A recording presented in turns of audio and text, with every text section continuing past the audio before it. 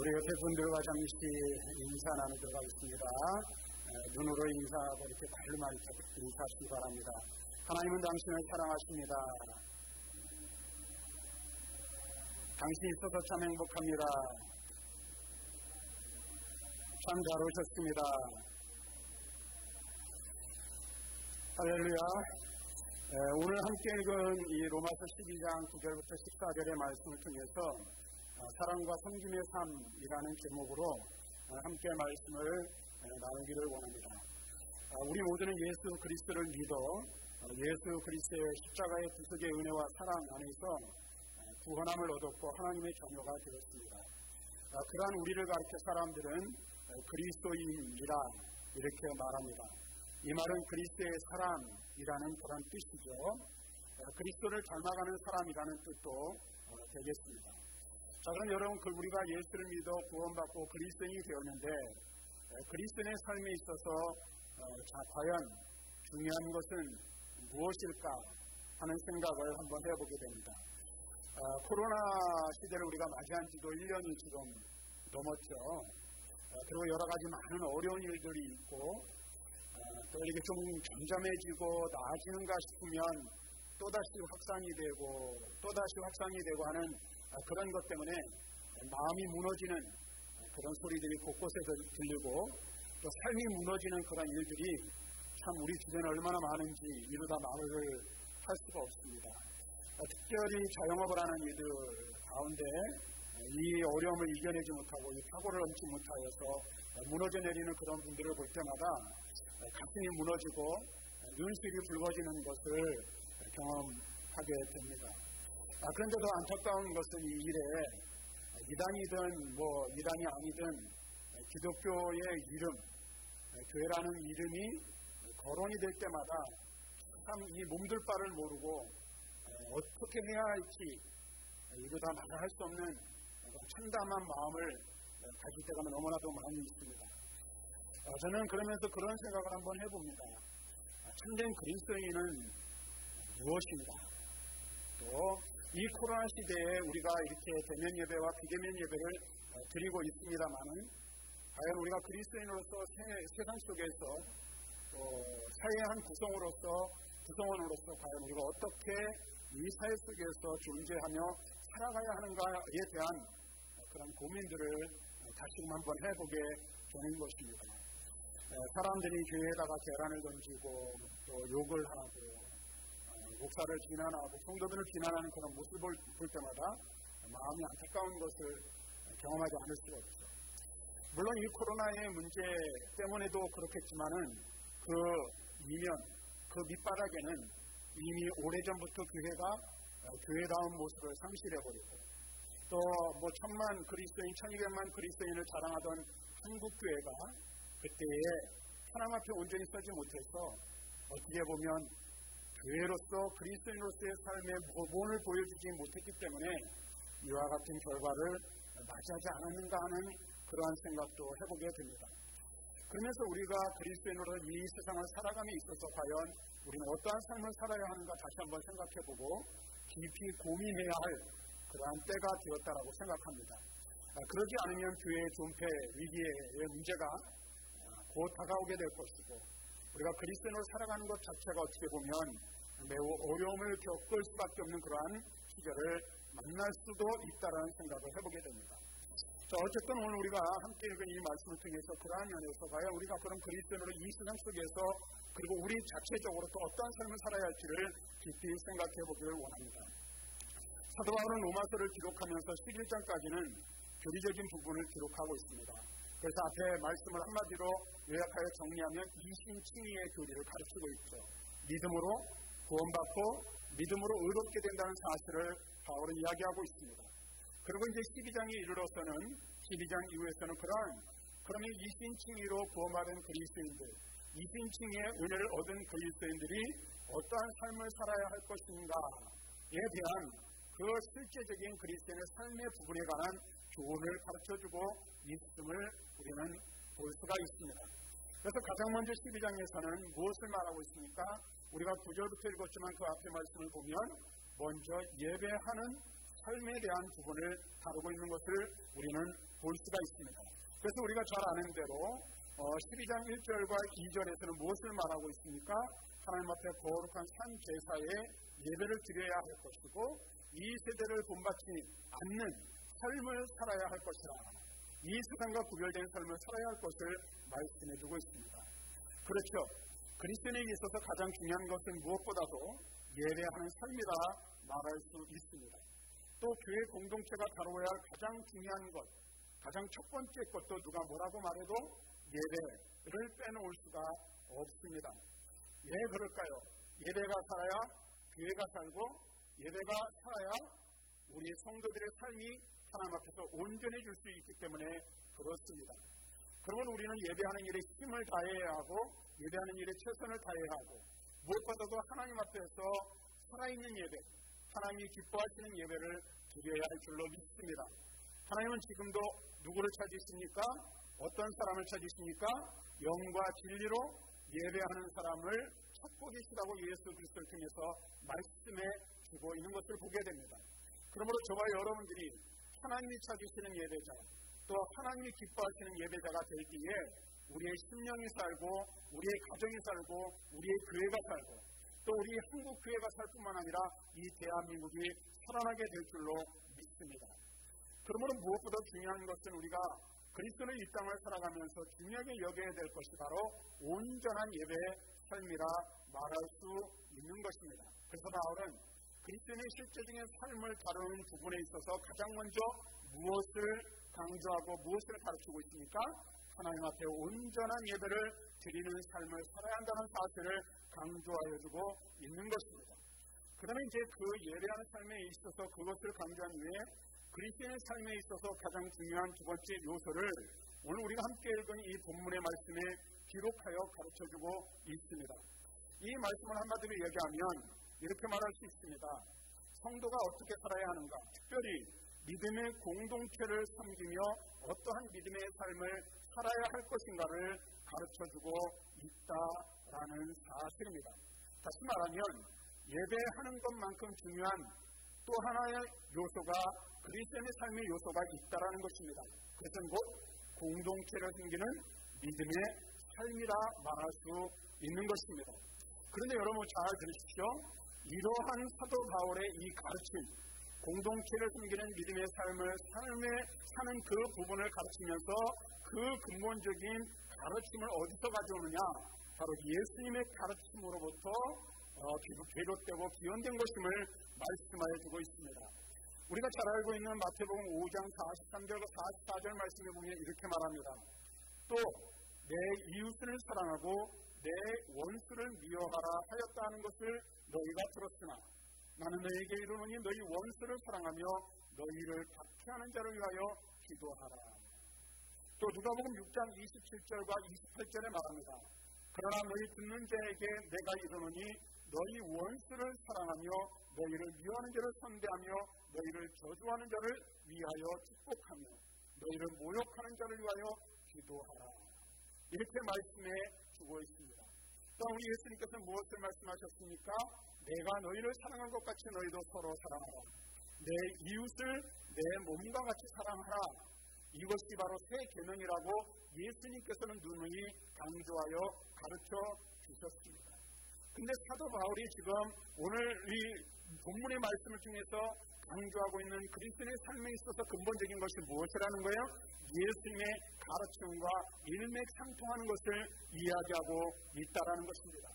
다시 말하면 예수님의 이와 같은 가르침을 근거하여 우리 교회가, 우리 성도들이, 그리스도인들이 어떠한 삶의 방식을 가지고 살아가야 할 것인가를 가르쳐주고 있다는 사실입니다. 먼저 첫 번째 우리가 생각해야 될 건 이러는 거예요.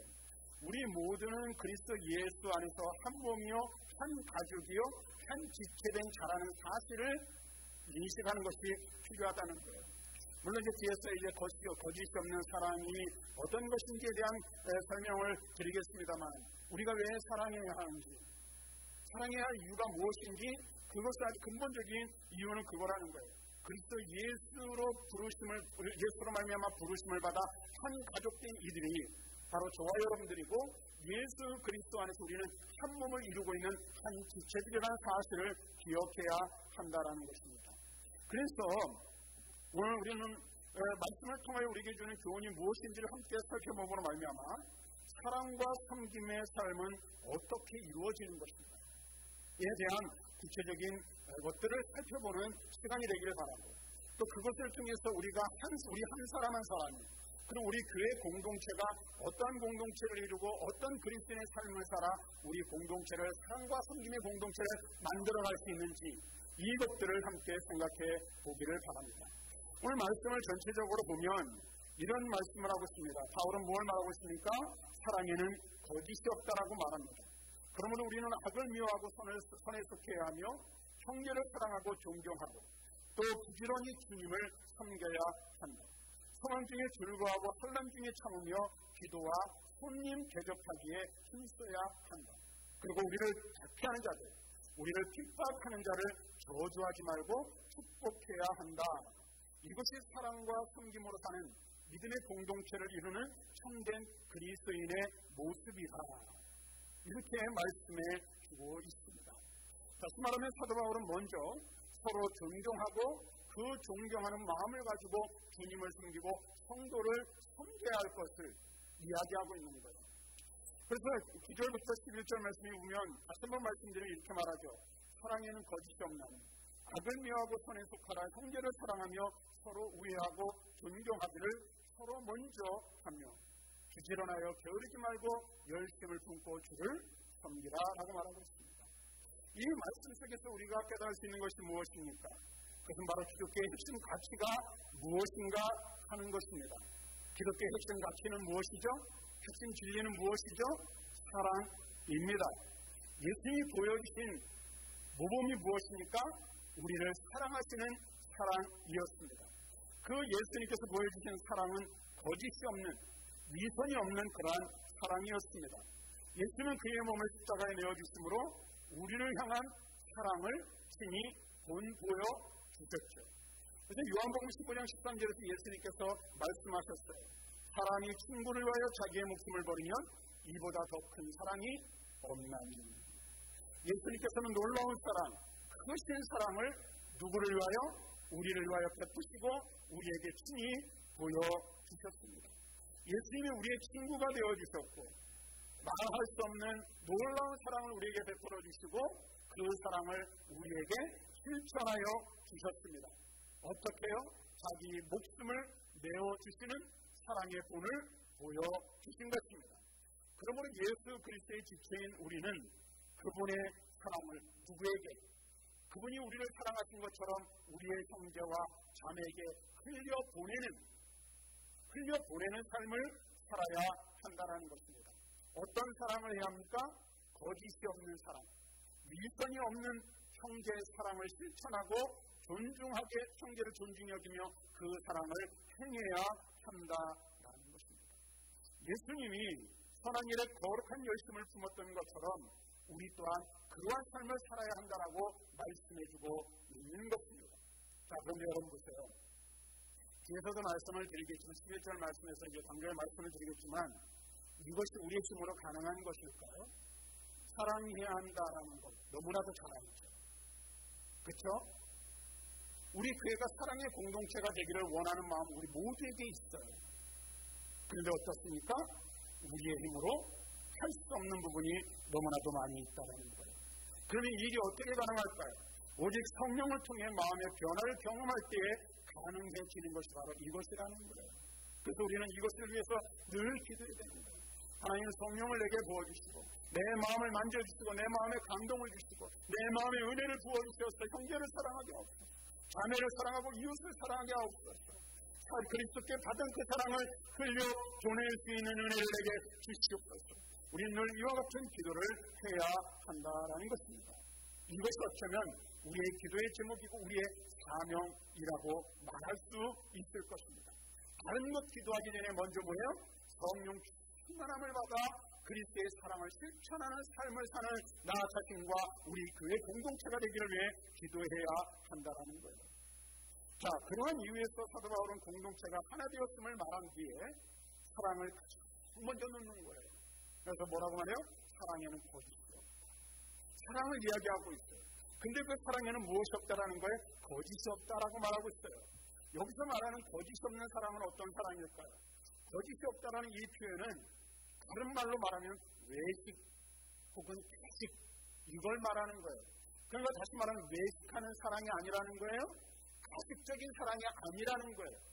이걸 또 다른 말로 말하면 뭘까요? 말뿐인 사랑.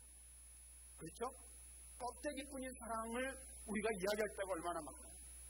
사실 우리가 그리스도인으로 이 세상을 살며 그리스도의 사랑을 흘려보내는 삶을 살아야 되는 걸 누구나 잘 알아요. 그런데 공허한 메아리처럼 말로만 사랑하는 경우들이 너무나도 많습니다. 근데 사도 바울은 뭐라고 말하고 있어요? 그리스도께서 우리에게 주신 사랑은 가식이 없는 사랑, 외식적이지 않은 사랑이라고 말하고 있어요. 거짓 없는 사랑이라고 말하고 있어요. 말뿐인 사랑이 아니라고 말씀해주고 있는 거예요. 그런 사랑을 우리가 실천하고 그런 사랑을 받았어요. 그런 사랑을 그러므로 우리는 행하는 삶을 살아야 한다라는 것입니다. 그래서 11절 이 말씀 구절 이하에 보면 무엇을 말하고 있어요? 거짓이 없는 사랑이 무엇인지 어떤 것인지 구체적으로 말씀해주고 있어요. 먼저 거짓이 없는 사랑으로 우리는 사랑을 진정한 사랑을 실천해야 하는 거예요. 그래서 앞에서 말씀드렸지만 바울은 가장 먼저 뭘 말하고 있어요? 사랑을 제시해요. 근데 이 사랑은 생활 방식 중에서 그리스도인의 생활 방식 중에서 가장 대표적인 것이죠. 동시에 우리의 삶을 결정짓는 근본적인 거예요. 왜? 하나님의 사랑, 그리스도의 사랑이 없었다면 우리는 존재할까요? 존재하지 않을까요? 존재할 수 없기 때문에 그렇습니다. 오늘 우리가 존재하고 그리스도를 살아가는 것은 하나님의 사랑이 있었기 때문에 가능하다라는 사실입니다. 뿐만 아니라 다른 생활 방식들은 사랑을 구체적인 상황에서 실제적으로 구현하는 것을 말씀해주고 있는 것을 보게 돼요. 그래서 우리가 성경을 보다 보면 예수님께서는 세 계명을 이야기하시면서 사랑을 이야기하셨죠. 그다음에 사도들도 보면은 이 사랑을 가장 중요한 것으로 여기는 것을 볼 수 있어요. 우리가 잘 아는 말씀으로 갈라디아서 5장 22절과 23절 말씀을 보면 무엇이 기록되어 있어요? 성령의 9가지 열매가 기록되어져 있잖아요. 그런데 거기에 가장 먼저 무엇이 등장합니까? 성령의 열매는 사랑과 희락과 화평과 오래 참음과 자비와 양성과 충성과 온유와 절제라고 합니다. 사랑을 강조하고 있어요. 또 고린도전서 12장부터 14장의 말씀에 보면 성령의 은사에 관한 부분들을 말하고 있어요. 그래서 성령의 은사는 이러한 것이다라고 말하고 있어요. 그런데 가장 좋은 은사를 하나님 앞에 구하라고 바울이 말하고 있거든요. 그런데 13장에서 무엇을 말하고 있습니까? 사랑이 없습니다. 뭘 강조하고 있어요? 믿음과 소망과 사랑 이 세 가지는 항상 있을 것인데 그 중에 사랑이 제일이라고 강조하고 있는 것을 볼 수 있어요. 예수님의 가르침이나 사도들의 가르침 무엇을 말하고 있습니까? 사랑이 제일이라는 거예요. 사랑이 먼저라는 거예요. 사랑이 있어야 한다는 거예요. 사랑이 기독교의 근본이라는 사실을 말씀해 주고 있는 것입니다. 그리고 하나님께로 받아 실천해야 할 그리스도인의 사랑은 어떤 사랑이에요? 미선이 없는 사랑, 거짓이 없는 사랑, 가식적이지 않은 사랑, 외식적이지 않은 사랑이어야 한다는 사실을 말씀해 주고 있는 것입니다. 그래서 진정한 사랑은 어떤 것입니까? 겉으로만이 아니라 속으로 사랑하고 말뿐만이 아닌 실천적인 사랑을 행해야 하는 것. 그러니까 자기만을 위한 사랑이 아니라 상대를 위해 사랑하는 것임을 우리에게 말씀해 주고 있는 것입니다. 우리가 서로 사랑하는 것은 우리를 진정으로 사랑하시는 하나님의 사랑과 그리스도의 사랑에 그 기초를 두고 있음을 기억해야 돼요. 내 것 가지고 사랑하는 게 아니라는 거예요. 내 것 가지고 사랑하는 것이 아니라 이미 받은 것을 가지고 우리는 사랑을 실천하고 사랑을 흘려보내야 한다는 사실을 우리는 기억해야 한다는 거예요. 로마서 5장 8절에서 바울은 말합니다. 우리가 아직 죄인 되었을 때 그리스도께서 우리를 위하여 죽으심으로 하나님께서 우리에 대한 자기의 사랑을 확증하셨습니다. 로마서 8장 39절에 말합니다. 높음이나 깊음이나 다른 어떤 피조물이라도 우리를 우리 주 그리스도 예수 안에 있는 하나님의 사랑에서 끊을 수 없습니다. 하나님께서 놀라운 사랑, 하나님의 위대한 사랑을 우리에게 부어주셨을 뿐 아니라 그 사랑은 그 누구도 그 무엇으로도 빼앗을 수 없고 그 사랑에서 끊을 수 없음을 우리에게 말씀해주고 있는 거예요. 우리는 그 사랑을 받았어요. 그 은혜를 힘입었어요. 그리고 그 사랑으로 사랑하며 사랑을 실천하는 삶을 살아야 할 것을 말씀해주고 있는 것입니다. 하나님 사랑, 예수 그리스도의 사랑을 받은 우리는 그 사랑을 나누고 그 사랑을 흘려보내는 삶을 살아야 한다는 거예요. 왜? 성경은 뭐라고 말합니까? 주는 자가 복이 있다라고 말씀하고 있어요. 우리가 베풀고 나누며 흘려보낼 때에 하나님께서는 더 놀라운 축복으로 우리에게 함께 하실 것이라는 약속을 주고 있어요. 누가복음 6장 38절에 말합니다. 주가 그리하면 너희에게 줄 것이니 곧 후일되어 누르고 흔들어 넘치도록 하여 너희에게 안겨주리라. 너희가 헤아리는 그 헤아림으로 너희도 헤아림을 도로 받을 것입니다. 우리는 어떻게 돼요? 주는 사랑, 나누는 사랑, 베푸는 사랑, 흘려보내는 사랑을 해야 하는 거예요. 이 사랑을 실천해야 되는 거예요. 근데 여러분 어떻습니까? 우리가 무언가 사랑을 실천하려면 내 주머니를 털어야 되거든요. 근데 사실 물질이 아깝지 않은 사람이 어디 있어요? 피땀 흘려 번 물질을 힘써 모은 물질, 이 물질을 흘려보내야 한다는 것이 사실 결코 쉽지 않은 거예요. 물질뿐인가요? 때로는 내 마음도 좋아해야 되고 내 시간도 줘야 될 일들이 있을 수 있어요. 그렇잖아요. 근데 여러분 보세요. 정말 우리가 그리스도의 사랑을 실천하는 자라면 그 사랑으로 충만하면 주는 것이 아깝지 않은 거예요. 베푸는 것이 아깝지 않은 것, 지갑을 여는 것이, 시간을 내는 것이, 내 마음을 여는 것이 결코 아까울 수 없는 거예요. 왜? 우리는 그것보다 더 놀라운 사랑을 받은 자이기 때문에 그래요. 그리고 성경은 뭐라고 말합니까? 주라고 말하고 있어요. 왜요? 그래야 우리 주님께서 우리에게 더 많은 것을 주실 수 있으시기 때문이라고 성경은 말씀해주고 있는 것입니다. 그래서 오늘 말씀을 보면 12절 하반절 말씀을 보면 거짓이 없는 사랑은 어떤 사랑이라고 말하고 있어요? 악을 미워하고 선에 속하는 것이라고 말하고 있어요. 오늘 9절 하반절에 보면 바울은 악을 미워하라 그리고 선에 속하라고 말하고 있습니다. 권면하고 있어요. 이 말은 어떤 말입니까? 악을 미워하라는 이 말은 그냥 싫어하고 미워하는 정도, 그 정도를 말하는 게 아니에요. 그것을 너무 강하게 증오하고 혐오하라는 그런 말이에요. 무엇을요?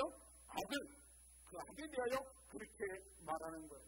주체적으로 악을 도모하거나 적극적으로 악에 동참하는 것은 말할 것도 없이 소극적으로 악에 동조하거나 또는 피동적으로 악을 강조하는 것도 아닌 그런 것도 그리스도인의 올바른 삶이 아니라는 사실을 말씀해주고 있는 거예요. 그럼 바울이 이렇게 이야기를 하고 있을까? 우리가 세상을 살아가다 보면 개의 유혹을 받을 때도 있고요. 또 어떤 때는 이게 뭔가 결정을 지어야 되는데 그러지 못할 때도 사실 있어요. 근데 그리스도인이라면 우리가 거짓이 없는 사랑을 실천하는 자라면 어떻게 해요? 악을 증오하고 혐오해야 된다는 거예요. 그리고 성경에서 말하는 대로 악은 그 모양이라도 버려야 하는 거예요. 자 보세요. 왜 그럴까요? 만일 우리가 악한 일에 어정쩡한 태도를 취하면 우리 자신도 모르는 사이에 그 악에 물들어 버리기 때문에 그렇다라는 거예요. 아유, 말은 안 하지만 이도 저도 아닌 거니까 그냥 꾹 다물고 있으면은 그냥 그 자리에 있어도 괜찮겠지. 아니요. 물들어 버리게 마련이라는 사실을 알아야 돼요. 그래서 시편 1편에서 복 있는 사람은 어떤 사람이라고 말합니까? 악인의 꾀를 쫓지 않고 죄인의 길에 서지 아니하고 오만한 자들의 자리에 앉지 않으려 하는 자가 복이 있다라고 말씀해 주셨어요.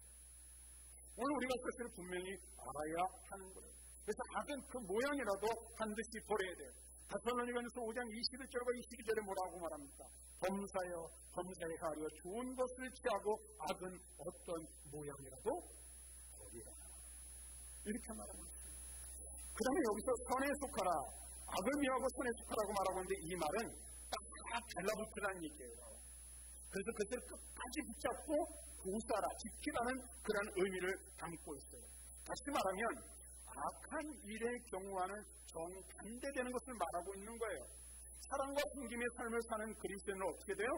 선한 악한 일은 모양도 추구하지 말고 그 근처에도 가지 말아야 되는 거예요. 그러나 선한 일의 경우에는 어떻게 해요?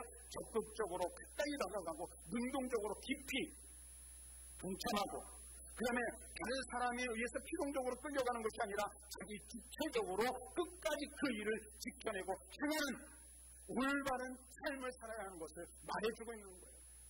다시 말하면 여러분 보세요. 악한 데는 미련하고 바울이 말하고 있는 것처럼 선한 데는 지혜로운 자들이 되어야 됩니다. 그리고 이것이 좋은 일이고 그리스도의 영광을 위한 일이고 하나님의 일이고 이것이 선한 일이라면 어떻게 돼요? 이를 악물고 끝까지 최선을 다해서 그 일들을 해낼 수 있는 사람들이 되어야 한다는 거예요. 그것이 바로 사랑과 섬김의 삶을 사는 그리스도인의 모습이고 그의 공동체의 모습이라는 거예요. 그래서 여러분 보세요. 나는 악한 일이든 선한 일이든 그냥 이만큼 거리를 두고 사는 게 편하죠. 그러면 별 일도 없어요. 그런데 보세요. 그것은 진정한 그리스도인의 삶이 아니라는 사실을 우리는 분명하게 알아야 됩니다. 하나님의 영광을 위한 일이라면 어때요? 두 손 걷어붙이고 두 발로 열심히 뛰어서 그 일들을 감당해야 됩니다. 그것이 하나님이 기뻐하시는 그리스도인의 모습인 거예요. 그리고 그러한 사람을 하나님 어떻게 기뻐하실 뿐 아니라 그런 사람에게 은혜를 주시고 복을 주시는 거예요. 그래서 여러분 기본적으로 예배하는 일, 기도하는 일, 또 구제하는 일, 섬기는 이런 일들, 주를 위하여 봉사하는 이 모든 일들, 어떤 일이든 내가 시간이 되고 여건이 되면은 그 일에 최선을 다해서 달려들어서 그 모든 일들을 감당할 수 있어요. 그런 열심이, 그런 은혜가 저와 여러분들에게 있기를 주님의 이름으로 간절히 축원합니다. 우리 교회가 그런 교회가 되어야 돼요. 자, 여러분 잘 보십시오. 오늘 우리가 그렇게 선한 일에 열심을 내야 되는데 오늘 여러분 보세요. 사도 바울은 좀 전에 말씀드린 그 데살로니가전서 5장 21절과 22절에 뭐라고 말하고 있어요? 그래서 무엇이 필요하냐면 분별력 있는 지혜가 필요한 거예요. 뭐라고 말해요? 다시 한번 말씀드려요. 범사에 헤아려 좋은 것을 취하고 악은 어떤 모양이라도 버리라 그랬어요. 좋은 것은 취하고 악은 모양이라도 버릴 수 있는 지혜가 우리에게 필요한 거예요. 다시 말하면 우리가 그리스도인으로서 어떻게 사는 것이 지혜로운 삶이고 어떻게 사는 것이 하나님을 기쁘시게 드리는 것이고 어떻게 사는 것이 그리스도인답게 사는 것인지 분별을 할 줄 알아야 된다는 거예요. 그런데 오늘날 많은 사람들이 분별을 할 줄 몰라요. 그럼 어떻게 될까요? 분별력이 떨어지고 분별력이 없으면 어떻게 되는 거예요? 결국 마귀의 유혹에 넘어간 마귀의 제물이 될 수밖에 없는 거예요. 그리스도인이란 껍데기, 그리스도인은 이름을 가지고 있지만 그리스도인답지 못한 삶, 다시 말하면 그리스도인다운 삶을 사는 자리에 이르지 못할 수 있다는 거예요. 근데 이것 또한 하기 쉽지 않은 거예요. 내 힘으로 내 지혜를 안 됐다고 얼마나 많아요. 그래서 이것 또한 하나님 분별력 있는 지혜를 내게 주시옵소서. 은혜를 내게 베풀어 달라고 기도해야 하는 거예요. 좋은 것을 취하십시오. 그리고 악은 어떤 모양이라도 버리시기를 바랍니다. 로마서 13장 10절에 말합니다. 사랑은 이웃에게 악을 행하지 아니하나니 그러므로 사랑은 율법의 완성이라 이렇게 말하고 있습니다. 율법의 완성인 사랑을 우리는 어떻게 해요? 악착같이 최선을 다하여 행하고 실천하고 사랑을 베푸는 삶을 살아야 한다라는 것입니다. 여기에서 바울은 악을 혐오하고 선을 고수하는 것도 사랑의 표현 방식 중에 하나라고 말하고 있다는 사실을 우리는 분명하게 깨달아야 돼요. 그리고 그것이 바로 우리 그리스도인이 살아가야 할 삶이라는 사실을 기억해야 합니다. 그 다음에 거짓 없는 사랑은 형제의 사랑과 우애라고 말하고 있어요. 바울은 여기서 뭘 말하고 있습니까? 형제를 사랑하며 서로 따뜻하게 대하라고 권면하고 있습니다. 여러분 보세요. 여러분 옆에 있는 분들은 비워해야 할 대상이 아니에요. 혹은 저주의 대상이 아니에요. 어떤 사람들이라고요? 사랑이 필요한 사람, 사랑해야 할 사람들입니다. 자, 그러면 앞에서 잠깐 말씀드렸지만 우리가 왜 서로 사랑해야 할까요? 왜 사랑해야 될까요? 보세요. 교회는 하나님의 공동체예요. 하나님의 집이죠. 그리고 우리는 하나님의 집 안에 있는 그 집의 구성원들이에요. 그런 사람을 가르쳐 뭐라고 말하죠? 가족이라고 말해요. 우리말에 식구라는 말이 있어요. 그 식구는 뭐예요? 같이 밥 먹는 사람이라고 그러잖아요. 우리는 가족이에요. 한 집안에 거하는 한 가족, 한 공동체입니다. 왜 한 가족이죠? 아버지가 한 분이세요. 한 아버지를 모시고 사는 한 가족이에요. 우리 모두는 제가 늘 말씀드릴 기회가 있으면 말씀드리지만 육적인 피를 나눈 육체의 혈연관계는 아니면 어떤 예수의 피로 하나 된 영적인 혈연 공동체라는 사실입니다. 예수의 피로 구원받아서 예수의 피로 하나 됐잖아요. 한 몸을 이루고 한 주체가 됐잖아요. 자, 그러므로 우리는 어떻게 해요? 온 힘을 다해 서로 위에 있게 지내야 되는 거예요. 서로 사랑해야 되는 거예요. 서로를 위해 헌신해야 되는 거예요. 우리 옆에 있는 사람, 나와 함께하는 사람은 사랑해야 할 사람인 것입니다. 왜? 내 형제요 자매이기 때문에 그래요. 한 아버지를 모신 한 아버지 안에서 한 가족된 사람들이기 때문에 그렇습니다. 따라서 우리는 어떻게 해요? 서로 사랑으로 따뜻하게 대해야 합니다. 바울은 갈라디아서 6장 10절에 말합니다. 그러므로 우리는 기회 있는 대로 모든 이에게 착한 일을 하되 더욱 믿음의 가정들에게 할지니. 우리의 이웃에게 선을 베풀어야 돼요. 근데 더 베풀어야 할 사람이 있어요. 더 친절하게 대해야 될 사람이 있어요. 더 친밀하게 해야 될 사람이 있어요. 그가 누구일까요? 믿음의 가정, 믿음 안에서 하나 된 우리 형제 자매들에게 그렇게 해야 한다라는 것입니다. 서로 사랑하시길 바랍니다. 한 교회의 한 형제의 자매를 사랑할 수 있기를 바랍니다. 그 다음에 거짓 없는 사랑은 존경하기를 먼저 하는 것이라 말하고 있어요. 존경하기를 먼저 하라는 말은 뭘까? 이것은 서로 먼저 존경하라는 말도 되고 서로 더 존경하라는 의미도 되는 것입니다. 여러분 보세요. 우리가 교회 안에서 신앙생활을 할 때 서로 먼저 그리고 서로 더 존경할 수 있어야 돼요. 근데 우리는 어때요? 예수님께서도 말씀하셨잖아요. 너희가 남에게 대접을 받기를 원하는 그대로 대접하라고 그랬잖아요. 그렇죠? 근데 우리는 어떨 때가 있어요? 그 반대되는 경우가 많아요. 네가 먼저 혼내내면, 네가 먼저 나를 이해해주면, 네가 먼저 내게 아량을 베풀면, 네가 먼저 나에게 다가와주면 나도 손 내밀고 나도 아량을 베풀고 나도 다가와 줄게. 네가 먼저 말 걸면 나도 말할게. 우리 이럴 때가 너무나도 많이 있어요. 실질적인 삶 속에서. 그렇지 않습니까? 네가 먼저 알아봐주면 나도 알아봐주고 네가 먼저 내 마음을 이해해주면 나도 한번 생각해 볼게. 이럴 수 있다는 거예요. 근데 바울이 여기서 말하고 있는 것은 거짓 없는 사랑과 섬김의 삶을 살아야 할 그리스도인의 삶의 방식은 뭐예요? 먼저 사랑하고 더 사랑하는 것이라고, 먼저 존경하고 더 존경하는 것이라고 말하고 있는 거예요. 누가 먼저? 내가 먼저. 누가 더? 내가 더 해야 한다는 거예요. 내가 먼저 존경하고 내가 먼저 사랑하고 내가 먼저 섬기고 내가 먼저 대접하기를 힘써야 한다는 거예요. 아주 어렸을 때 제가 중학생 때인지 고등학생 때인지 정확하게 기억은 안 나지만 저를 가르쳤던 교회 선생님이 그런 얘기를 하신 것이 기억이 나요.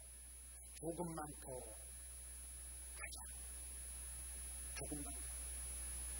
많이도 아니에요. 이만큼만 더 하자는 거예요. 남이 나를 먼저 사랑해 주기 전에 내가 먼저 조금만 더 사랑해 주자.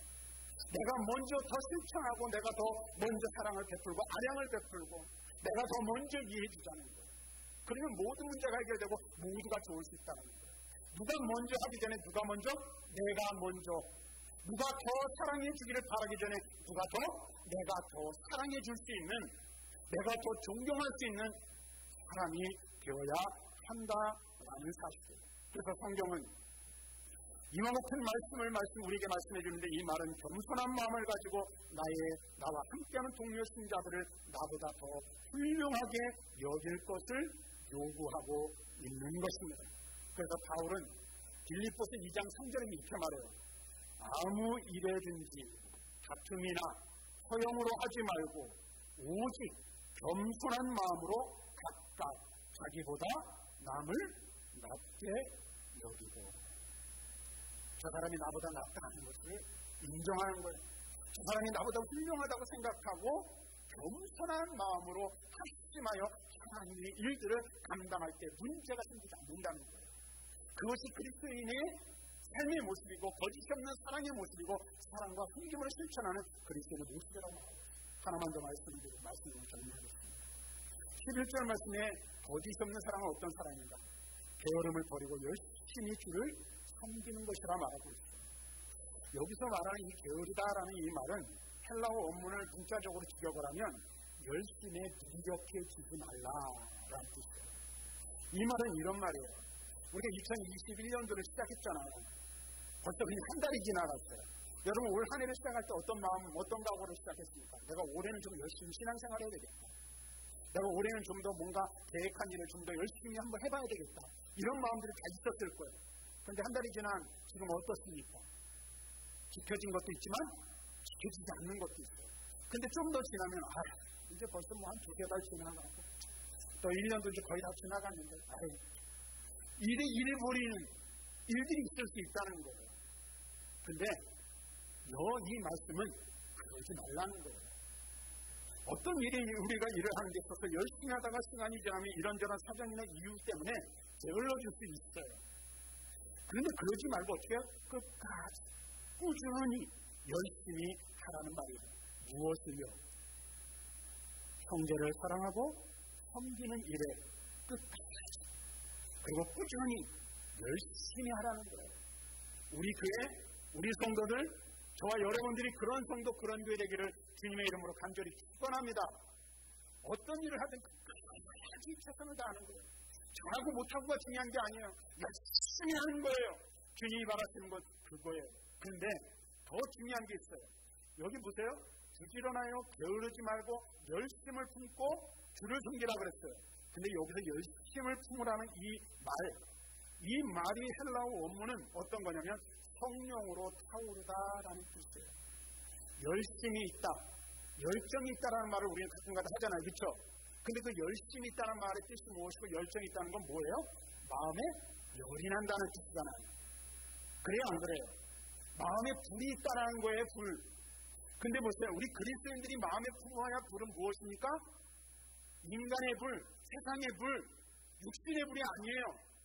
성령의 불로 타오르는 자들이 되어야 한다는 거예요. 열심을 품으라는 말은 성령으로 타오르는 그 마음을 가지고 게으르지 말고 부지런하니 주의 일들을 감당하라는 거예요. 그것을 말씀해주고 있어요. 다시 말하면 여러분 보세요.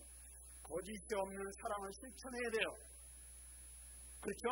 사랑과 섬김의 삶을 살아야 할 책임이 우리들에게 있어요. 무엇으로 그것을 할 수 있습니까? 내 힘, 내 능력, 내 의지, 내 환경, 내 조건으로 되지 않는 거예요. 무엇으로 가능합니까? 우리 안에 성령이 부음받을 때, 성령이 우리의 심령을 달궈 주실 때, 내 능력이 아닌 성령의 능력과 성령의 힘과 성령의 은혜로 사랑과 섬김의 삶을 살 수 있게 되는 줄로 믿습니다. 그러므로 어떻게 해야 돼요? 우리는요, 우리에게 주어진 사명을 다하고 사랑과 섬김의 삶을 사는 일에 최선을 다할 수 있도록 필요한 열심을 우리의 심령에 채워주시기를 성령께 간구해야 하는 것입니다.